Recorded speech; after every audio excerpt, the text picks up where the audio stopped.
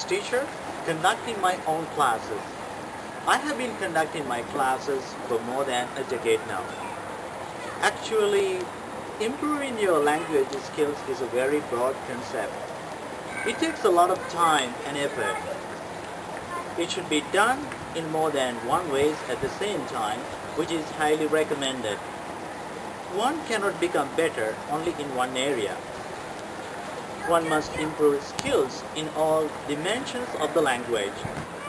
In order to improve language skills, students today use many methods such as watching TV shows in English, listening to internet radio stations, Facebook chatting, etc.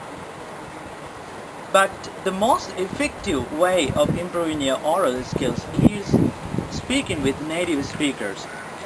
But here in Sri Lanka, it may be really hard for you to find a good native speaker and converse with him. But I think I am really lucky because I have found such a wonderful native speaker. He is John Thompson, an American who's been living in Sri Lanka for about 4 years. Mr. Thompson is married to a Sri Lankan lady, and he has a son who's about 20 years of age.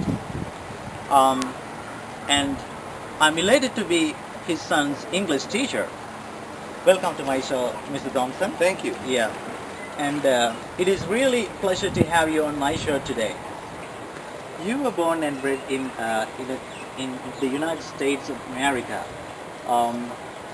one of the richest and the most powerful countries in the world.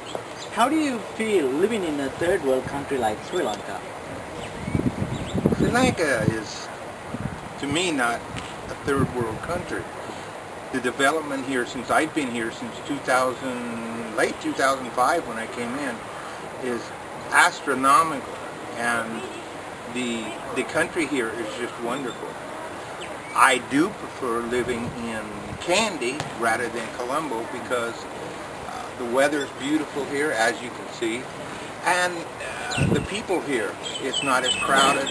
You don't have the traffic like in Colombo. But as far as adjusting, yes, there were some adjustments I had to make when I came here. But I really enjoy living here in Sri Lanka. Okay, my second question. What's the worst thing about Sri Lanka? Sometimes I get, and it's just my personal feeling, I get aggravated with the weather. In my country, it gets cold, and we do have rain, and if you're in the north, you do have snow. Here, sometimes it goes on for weeks on end with the rain. And you start after a while to get depressed, and you have to bring yourself up. You know, that's the only complaint I have. Okay. Once you've lived here and you're used to the way the Sri Lankan people are and the things they do, you don't pay any attention to things. The most aggravating thing to me is having to stay in the house all day while it rains. Okay, Mr. Thompson. I would like you to give my students a word of advice to improve their English knowledge. In Sri Lanka, I was looking at the newspaper, and you must, if you're to get a job anywhere, banks, airlines, doesn't matter where you work, they ask for people that are fluent in English. I was looking at some of the named companies. John Keel, Raspberry Chocolate, Qatar Airlines, fluent in English. My son, he's almost 21. He's looking at becoming a pilot, an airline pilot. He's got many hours and years to become a commercial airline pilot.